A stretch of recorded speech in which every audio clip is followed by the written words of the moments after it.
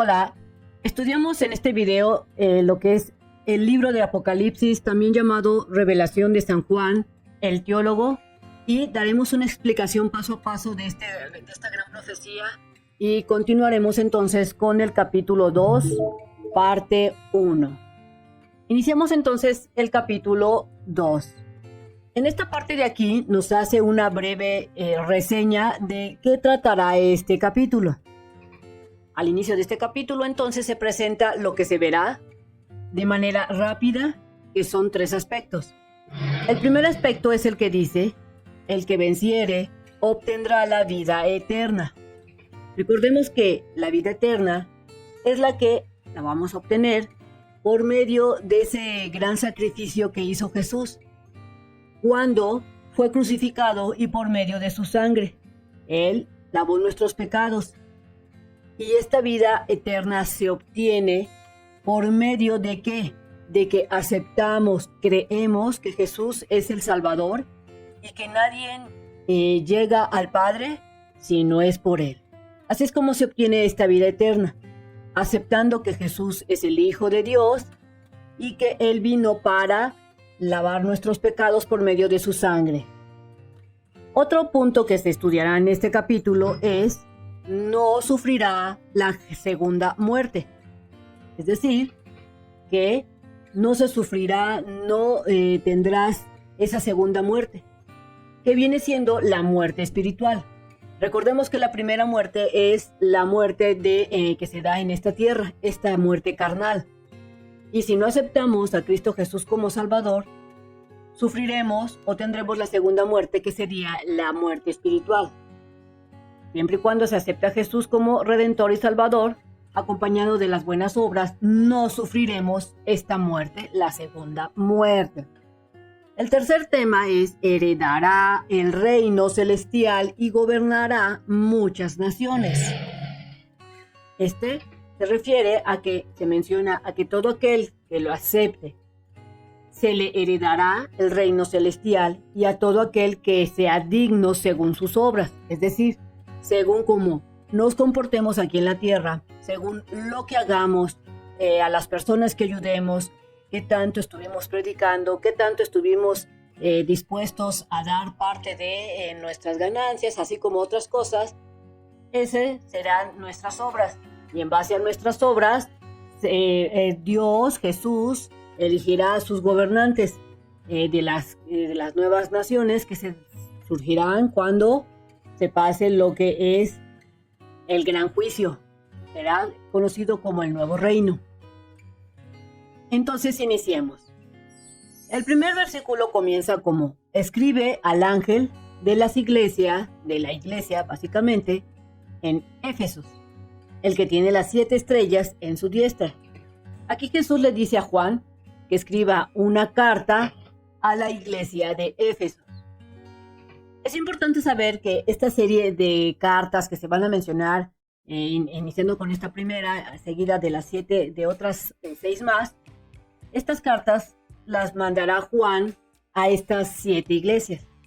Hoy en día son estas indicaciones que tenemos que entender como cuerpo de creyentes, es decir, que estas indicaciones que se les mandaron a las iglesias, hoy en día se están dirigidas a toda aquella persona que cree en Jesús.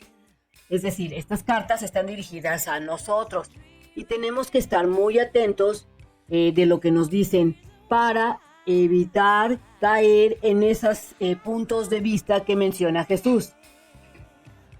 Nota: Éfesos, que viene siendo esta, era una ciudad que en esos momentos tenía muchos libros y la gente gustaba de conocimiento. Es decir, que en esta ciudad, en esta iglesia, había muchas personas que tenían sabiduría, conocimiento, porque se acostumbraba a leer.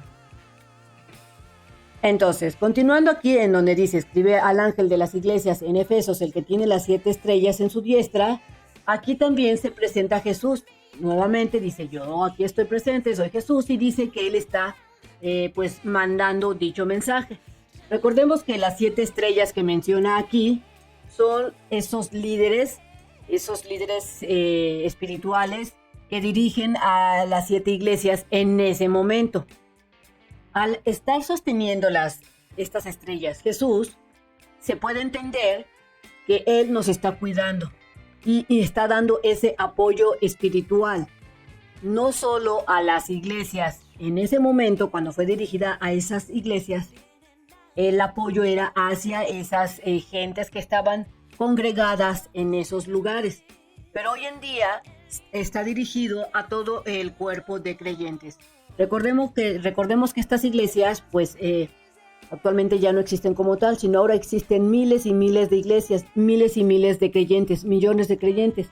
Entonces, eso es para que tú tengas en cuenta que tienes que tomar muy en cuenta lo que mencionan en estas iglesias, lo que mencionan Jesús a estas iglesias o cuerpo de creyentes. Después continúa el versículo 1, el que anda en medio de los 7 candeleros de oro dice esto.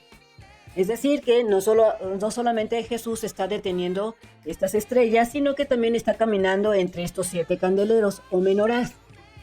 Aquí Jesús, al presentarse, menciona que Él está en medio, caminando entre los candeleros o las menorás, que vienen siendo algo como esto. Lo que ratifica que Él está muy al pendiente de los creyentes que le siguen. Es decir, que aunque pareciera que no pasa nada, Jesús está observando y viendo qué sucede y cómo puede ayudarte.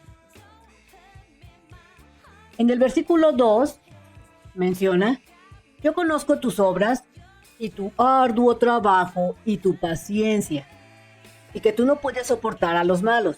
Bien, en esta parte de yo conozco tus obras y tu arduo trabajo y tu paciencia, aquí Jesús nos dice que, pues se menciona al cuerpo de creyente, a las iglesias, que Él está al tanto de lo que hacemos, de cada decisión, triunfo o todas esas cosas que no hacemos o metidas de patas que hacemos. Todo esto lo conoce Jesús. Y aquí te lo está diciendo: yo conozco tus obras. Tal vez puedas ocultarlos para las otras personas, pero para Jesús, para Dios, no las puedes ocultar. Él conoce qué es lo que haces. Así como conoce tu trabajo y también conoce la paciencia que tienes. Tenemos que entender que es necesario que nuestras obras sean del agrado de Dios. Hay que estar siempre tratando de agradar a Dios, no a nosotros, no a los demás, no tratar de quedar bien con mi compañero, sino hay que quedar bien con Dios.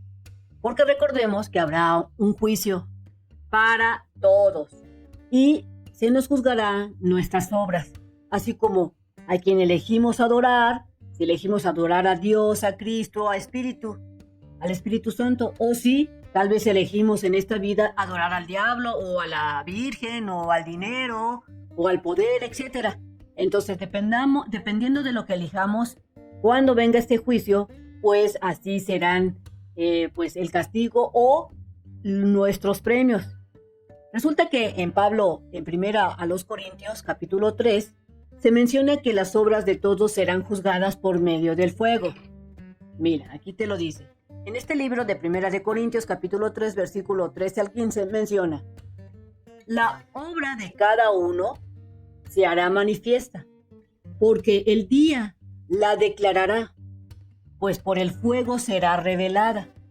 Es decir, que por más que queremos o querramos ocultar las cosas delante de Dios, con este fuego que se usará, este fuego divino, se van a revelar. Y las obras de cada uno, cual sea, el fuego las probará. Es decir, que si nuestras obras son buenas, pasarán esa prueba de fuego. Y si no, se quemarán como la paja. No habrá cómo querer mantenerlas. Si permaneciere la obra de alguno que sobreedificó, recibirá ¿qué? Recompensa. Si tus obras fueron buenas, vas a tener recompensa. Y si las obras de alguno se quemaren, él sufrirá una pérdida. Si bien él mismo será salvo, aunque así como por fuego. Es decir, tú al haber aceptado a Cristo Jesús como tu Salvador, como tu Redentor, como el Hijo de Dios que vino a la tierra para salvarnos, serás salvo. Pero en tus obras, pues no tendrás, como quien dice, ese oro, esa plata allá en el reino de Dios que pudiste haber hecho, y esto se debe a que tus obras no fueron realmente tan buenas como tú creías. Por eso Jesús dijo, no hagáis tesoros en la tierra, sino hagáis tesoros para el cielo, y se refiere a este pasaje, en donde nuestras obras serán probadas por fuego. Si permanecen, recibiremos oro o plata, pero sería oro y plata divino, y si no, pues no tendremos nada. Continuando entonces dice en el versículo 2, dice, yo conozco tus obras, tu arduo trabajo y tu paciencia, y que tú no puedes soportar a los malos. Aquí Jesús menciona muy enfáticamente que Él no tolera la maldad, no la tolera. Por muy pequeña que nosotros creamos que sea, Jesús, Dios, no la tolera. Que sea lo que indica que nosotros, o sea, esa maldad nos va a dar como una indicación de que debemos de cambiar. Internamente nosotros sabemos que tal vez no fue tan correcto haber hecho esa cosa, que pareciera como una espinita que nos está diciendo, lo hiciste mal, ve y corrígelo. Entonces, Jesús, Dios no tolera la maldad, por muy pequeña que sea, lo que indica que nosotros debemos ser igual a Él, no tolerar esa maldad, esas mentiras, no tolerar y tratar de justificar nuestro mal comportamiento o los de otros. Seguimos entonces, y dice que tú no puedes soportar a los malos, es una cosa que ve Dios de aquellas personas que no soportan a los malos, y has puesto a prueba a los que dicen ser apóstoles. Tan es así que no lo soportan algunas personas que ponen a prueba a esos apóstoles, a esos personas que enseñan la palabra de Dios, y pues no lo son. O sea, los ha puesto a prueba a los que dicen ser apóstoles y resulta que no son apóstoles y no lo son, y que los has hallado mentirosos. Entonces, aquí Jesús menciona que es bueno que pongamos en duda lo que dice otro, o sea, cuando nos están predicando, hay que ponerlo en duda. Ellos no son dioses, por lo que podemos y tenemos esa obligación y derecho de poner en duda cuando no estamos totalmente de acuerdo con lo que dice, porque significa que estamos teniendo discernimiento. El discernimiento se obtiene por medio de la oración y por el estudio de la Biblia.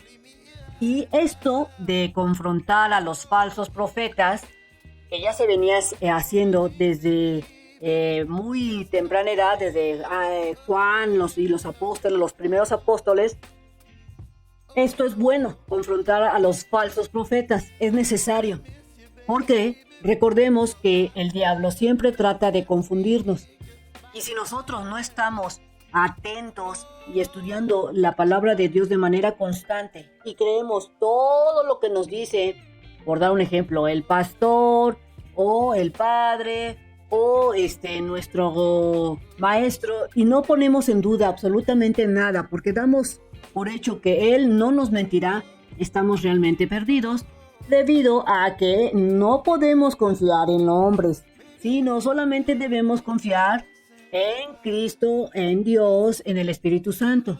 Y para poder tener discernimiento se requiere de la oración, de hablar con Dios y del estudio de la Biblia de manera directa. En el versículo 3 te dice, y has sufrido, y has tenido paciencia, y has trabajado arduamente por mi nombre, y no has desfallecido. Aquí Jesús menciona que estás de acuerdo, Él está de acuerdo con que se tenga esa paciencia, que se trabaje fuerte en la palabra de Dios y que no has desistido, o sea, has permanecido en seguir estudiando y esforzándote en hacer lo correcto, en lo que es del agrado de Dios. Nota, a este versículo, en este versículo 3 hasta aquí, dice todo lo bueno que tiene esta iglesia o estos creyentes, porque a lo mejor tú te identificas con las cosas que está mencionando en esta primera carta que se le va a mandar a la iglesia de Éfeso. Tú dices, la verdad es que yo sí he confrontado a personas y he visto que no son apóstoles ni predican correctamente la palabra, o a lo mejor te identificas porque te gusta leer mucho la Biblia, etcétera.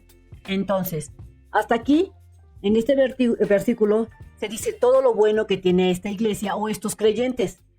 Viéndolo en nuestros tiempos, menciona lo bueno que tienen algunos creyentes. Pero en el versículo 4, que vamos a iniciar, se da un cambio y comienza a decir Jesús los puntos donde él no está de acuerdo con lo que hace el cuerpo de creyentes o siervo de Dios. Es decir, que empieza a decir Jesús, Dios, que hay algunos detalles que no te debes de confiar porque pues puedes caer en tentación, en pecado. Vamos a ver. Pero tengo contra ti que has dejado tu primer amor. Aquí Jesús pues confronta al cuerpo de creyentes, a la iglesia, confronta y les dice que ya no hace las cosas por amor a Dios, por amor a Cristo o al Espíritu Santo, sino que ahora todo lo que hace solo se comporta por el puro conocimiento que ha obtenido. Sabe que no debe de contestarle a su mamá, por decir un ejemplo, y no lo hace, pero ya no lo siente, ya no lo hace con ese amor que al principio lo hacía, como si fuera ya una costumbre, algo cotidiano, algo como que sí, lo tengo que hacer, bueno, ya lo voy a hacer, pero ya no siente esa alegría, ese amor por Dios. Entonces, eso es una de las cosas que tiene contra ti. Si tú eres de esas personas que al principio estabas súper mega feliz y ahora sientes que se está apagando la llama, pues aquí te dice Dios, Cristo, que la enciendas otra vez. Recuerda, por tanto, de dónde has caído y arrepiéntete y haz las primeras obras. Aquí Jesús nos dice y nos recuerda en dónde estábamos antes de llegar a Él. Ejemplo, tal vez estábamos extraviados en amor, sentíamos que nadie nos quería, tal vez nadie nos entendía, todo salía mal, estábamos realmente perdidos o haciendo una serie de cosas que ni pues se pueden imaginar. Entonces, en el libro de Ezequiel, por dar un ejemplo, se puede dar un ejemplo de cómo Dios rescata al pueblo de Israel. Del mismo modo, Dios siempre nos está rescatando una y otra vez. Cómo adopta al pueblo de Israel, en este libro se menciona. Entonces, se puede entender que Dios, Jesús, siempre desde tiempos muy antiguos, siempre ha estado dispuesto, han estado dispuestos Dios, Jesús, de estarnos salvando. Siempre nos han salvado al grado de dar que dio Dios a su Hijo para que fuera sacrificado y por medio de su sangre nos hiciéramos salvos. Entonces, Dios, Jesús siempre han demostrado que ellos están dispuestos a ayudarnos siempre y cuando nosotros los busquemos, los adoremos y estemos en comunión con Él. Pues si no vendré, dice, a ti y quitaré tu candelero de su lugar, si no te arrepientes. Entonces, Jesús nos pide que nos arrepintamos, por lo que tenemos que hacer un cambio nuevamente. ¿Hacia dónde? Hacia Dios, dirigirnos hacia Jesús, hacia el Espíritu Santo, y que lo glorifiquemos con la misma fuerza que lo hacíamos al principio cuando recién lo conocimos. Entonces, aquí Jesús también nos advierte, pues si no vendré pronto a ti y quitaré tu candelero de su lugar, si no te arrepientes.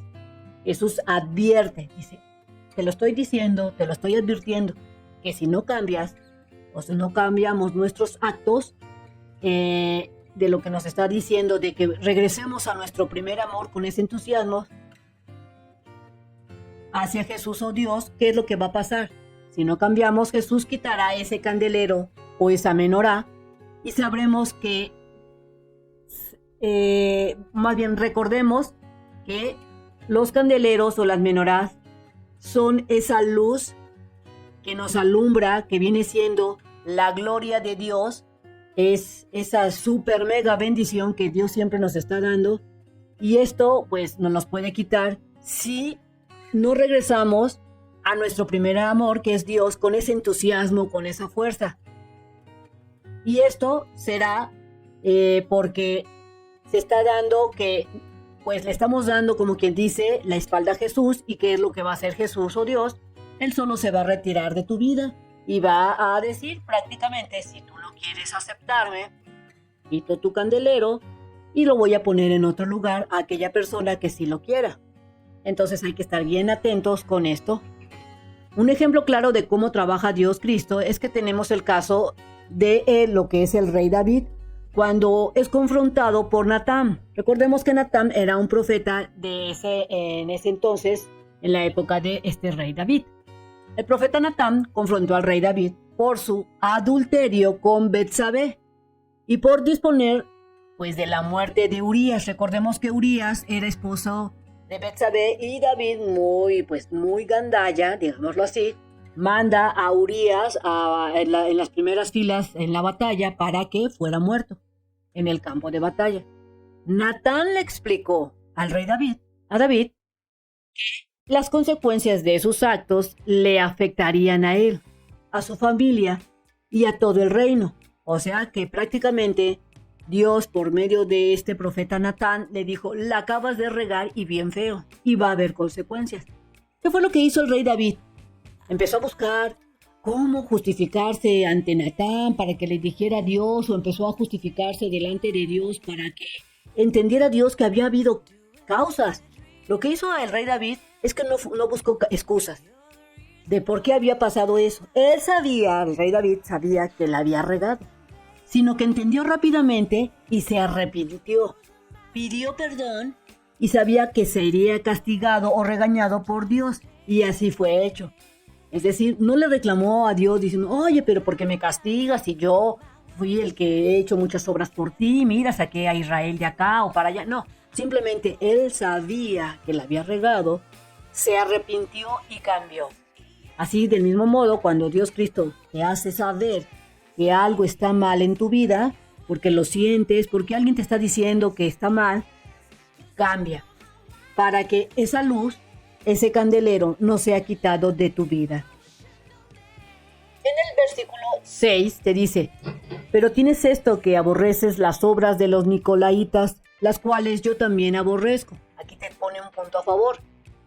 Aquí Jesús demuestra que sabe todo lo que hacemos. ¿Quiénes son los nicolaítas? Son esas personas que le encanta gobernar y les encanta dominar a otras personas. Algunas se involucran en la religión, otras se involucran en los gobiernos o en otras actividades. Es decir, les gustan esos puestos de poder. Les gusta dominar, mandar a todos. Entonces, aquí Jesús dice otra cosa buena de las iglesias, de estos creyentes, que aborrecen a este tipo de gentes. Es decir, si tú eres de las personas que te molesta, que te caen bien gordo, que pues una persona se sobrepase sobre otra, estás pensando como Cristo. Estas personas que se bajan, discriminan para sentir poder, pues Jesús pues las aborrece. Pero tienes esto, que aborreces las obras de los nicolaítas, cuales yo también aborrezco. Entonces, aquí en el versículo 7 dice: el que tiene oído, oiga lo que el Espíritu dice a las iglesias. ¿A qué tipo de oídos se refiere? A los oídos espirituales, a los que entienden y guardan las enseñanzas de Dios, de Jesús y del Espíritu Santo. Nuestros oídos los podemos agudizar espiritualmente. ¿Cómo? Cuando estamos convencidos nosotros mismos y estamos perseverando en entender la palabra de Dios, la Biblia. Es decir, tal vez leamos un versículo o dos o un capítulo y no lo entendamos bien. Pero si seguimos perseverando en ese mismo versículo o en ese capítulo y estamos orando en comunión con Dios, en algún momento Dios va a mandar ese conocimiento. ¿Y por qué? Porque no nos estamos dejando vencer, sino que seguimos acompañados de la comunión con Dios Cristo, es decir, con esas charlas y adoración hacia el Creador. Es como nuestro oído se agudiza. Entonces, el que tiene oído, oiga lo que el Espíritu dice a las iglesias, al cuerpo de creyentes. Al que venciere, le daré a comer del árbol de la vida, el cual está en medio del paraíso de Dios. Entonces, aquí Jesús revela a Juan que el que hace la voluntad de Dios, de Cristo, se le dará a comer ese árbol divino que da vida, que es el que da vida. Pero no solo eso, sino que también estaremos en el nuevo paraíso de Dios. Porque recordemos que este árbol se encontraba en el paraíso y será replantado, digámoslo así, en el nuevo paraíso que se creará después de la gran tribulación. Y también en este paraíso habitará la presencia de Jesús, Dios y el Espíritu Santo entre nosotros.